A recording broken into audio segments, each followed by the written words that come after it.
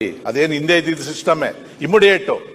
ಆಮೇಲೆ ಇವತ್ತು ನೀವು ಪೊಲೀಸವ್ರಿಗೆ, ಕೆಳಮಟ್ಟದ ಪೊಲೀಸವ್ರಿಗೆ ಅವ್ರು ದುಡ್ಡು ತಗೊಂತಾರೆ, ಲಂಚ ತಗೊಂತಾರೆ ಅಂತ ಹೇಳಿ ಅವ್ರಿಗೆ ಅನುಮತಿನೂ ಕೊಟ್ಟಿಲ್ಲ ಫೈನ್ ಹಾಕೋದಕ್ಕೆ.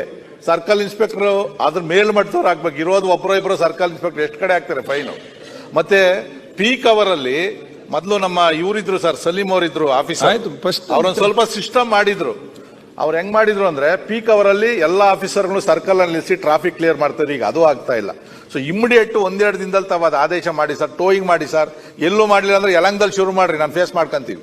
ಜನ ಬಂದು ಅಂದ್ರೆ ನಾನು ಹೇಳ್ಕೊಂತೀನಿ. ಅವರ ಸಲಹೆಯನ್ನು ಬಹಳ ಗಂಭೀರವಾಗಿ ತಗೊಳ್ತೀನಿ ಮಾನ್ಯ ಅಧ್ಯಕ್ಷರೇ.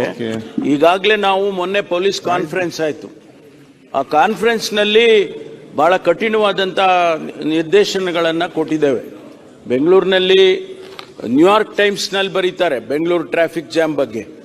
ಅಂದ್ರೆ ಅಷ್ಟೊಂದು ಈ ಟ್ರಾಫಿಕ್ಕಿನ ಬಗ್ಗೆ, ಬೆಂಗಳೂರಿನ ಟ್ರಾಫಿಕ್ಕಿನ ಬಗ್ಗೆ ಎಲ್ಲ ದೇಶದಲ್ಲೆಲ್ಲ ಮಾತಾಡುವಂತ ರೀತಿಯಲ್ಲಿ ಆಗ್ಬಿಟ್ಟಿದೆ. ಅದರಿಂದ BBMP ಅವರು ನೀವು ಹೇಳ್ದಂಗೆ ಲಾಂಗ್ ಟರ್ಮ್ ಪ್ಲಾನ್ಸ್ ಅಂದ್ರೆ ಇನ್ಫ್ರಾಸ್ಟ್ರಕ್ಚರ್ ಮಾಡೋದಕ್ಕೆ ಅವರಿಗೆ ಅವ್ರ ಜೊತೆಯಲ್ಲಿ ಮಾಡಬೇಕಾಗ್ತದೆ. ಶಾರ್ಟ್ ಟೈಮ್ ಪ್ಲಾನ್ ಅಲ್ಲಿ ಈಗಾಗಲೇ ನಾವು ಏನು ಫೈನ್ ಹಾಕೋದಷ್ಟೇ. ತಾವು ಹೇಳ್ದಂಗೆ ತಮ್ಮ ಸಲಹೆಯನ್ನು ನಾನು ಗಂಭೀರವಾಗಿ ತಗೊಳ್ತೇನೆ. ಈಗ DCP traffic, ACP traffic, inspectors, ಅದಕ್ಕೆ ಒಂದು ಎರಡು ನಾವೇನು ಡಿವಿಷನ್ ಮಾಡ್ಕೊಂಡಿದ್ದೀವಿ. ಅವರಿಗೆ ಬಹಳ ಕಠಿಣವಾದಂಥ ನಿರ್ದೇಶನಗಳು ನಾನು ಕೊಟ್ಟಿದ್ದೇನೆ. DCPಗಳೇ ರೋಡಲ್ಲಿ ನಿಂತಿರಬೇಕು ಬೆಳಗ್ಗೆ 2 ಗಂಟೆ ಪೀಕ್ ಅವರ್ಸ್ ಅಲ್ಲಿ, ಸಾಯಂಕಾಲ 2 ಗಂಟೆ ಪೀಕ್ ಅವರ್ಸ್ ಅಲ್ಲಿ. ಸೀನಿಯರ್ ಆಫೀಸರ್ಸೇ ಹೋಗಿ ಬೀದಿಯಲ್ಲಿ ನಿಲ್ಬೇಕು ಅಂತೇಳಿ ನಾನು ಸೂಚನೆ ಕೊಟ್ಟಿದ್ದೇನೆ.